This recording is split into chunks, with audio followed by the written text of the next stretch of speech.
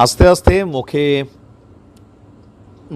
খই ফোটা শুরু হয়েছে বিএনপির আগামী দিনের যিনি চেয়ারপারসন হবেন, আগামী দিনে বাংলাদেশের প্রধানমন্ত্রী হবেন জনাব তারেক রহমান। তো খুব বেশি গরম ভাবসায় তিনি কথা বলতে আমি ওরকম দেখে নাই। আস্তে ধীরে শান্তভাবে কথা বলেন, কিন্তু কয়েকটা কথা গতকালকে যেগুলো বলছেন একদম জামাতের এদিক দিয়ে ছেইদা ওই দিক দিয়ে বের হবে। কয়েকটা কঠিন কথা বলছেন, ইভেন তিনি এখানে হাদিসের রেফারেন্সও নিয়ে আসছেন।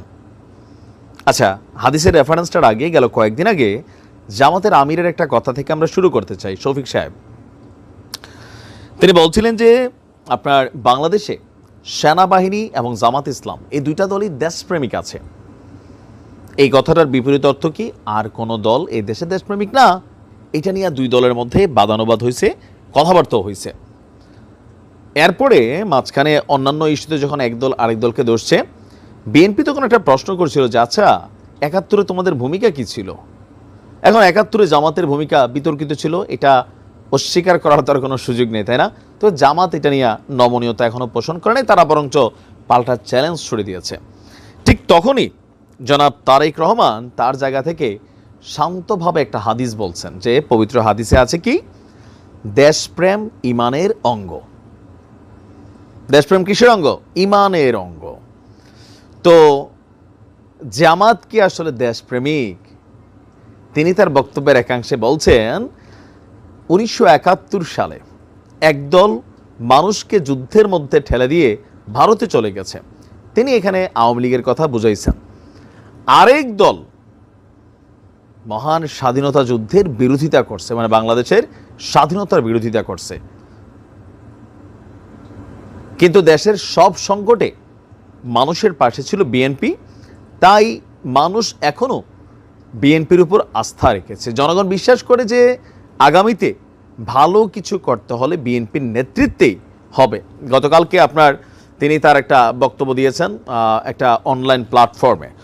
তো এখানে তার এই বক্তব্যটা এমন সময় আসলো যখন শিবিরের একটা সম্ভবত কি বলা হয় যে অনলাইন এবং অফলাইন মিডিয়া প্ল্যাটফর্ম আছে ছাত্র সংবাদ, সেইখানে খুবই সম্প্রতি একটা বক্তব্য আসছে যেটা নিয়ে প্রধান উপদেষ্টার যারা উপদেষ্টা আছেন বা বিভিন্ন ছাত্ররা বৈষম্য বিরোধী আছেন সমন্বয়করা, তারা যেমন সমালোচনা করেছে, ছাত্রদল করেছে, আমরাও তীব্র নিন্দা করেছি। আর সকলেরই নিন্দার পরে ছাত্র সংবাদ এটার জন্য ক্ষমা প্রার্থনা করছে। অনলাইন এবং অফলাইন থেকে তারা এই নিউজটা সরিয়ে নিয়েছে। প্রশ্ন হচ্ছে যে আপনি যখন একটা কিছু বলে ফেললেন অথবা লিখে ফেললেন, তারপর আপনি সেটাকে সরাই নিলেন, মানুষের অন্তর থেকে আপনার কথার আগে সরে যাচ্ছে না যে ১৯৭১ সালে ধর্মযুদ্ধ হয়েছিল, এক ধরনের বক্তব্য দিছিল।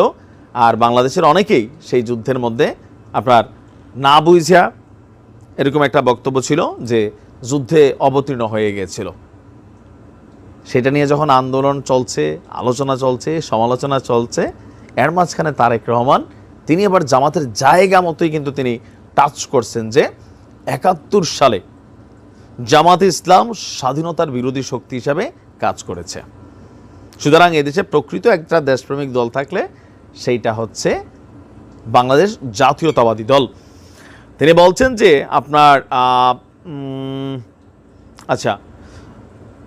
বিএনপির বিরুদ্ধে বিভিন্ন মহল বিভ্রান্তি ছড়াচ্ছে। তো কোন মহল? গণমাধ্যমে যে নিউজ আসে বা আমরা যেগুলো বলি এগুলা কিন্তু মিথ্যা না, এগুলো শতভাগ সত্যি, তবে আরও অনেক খবর ছড়ায়। তিনি সেইগুলা কি বলছেন, আর আমরা যেগুলো নিয়ে নিউজ করি এগুলার ব্যাপারে তার নেতাকর্মীদেরকে কিন্তু তিনি সতর্ক করছেন যে জনগণ যদি আস্থা হারাই ফেলে, জনগণের আস্থা যদি অর্জন না করা যায়, তাহলে ৫ই আগস্টের মতন পরিণতি আবারও ঘটবে। কার কপালে? বিএনপির কপালে।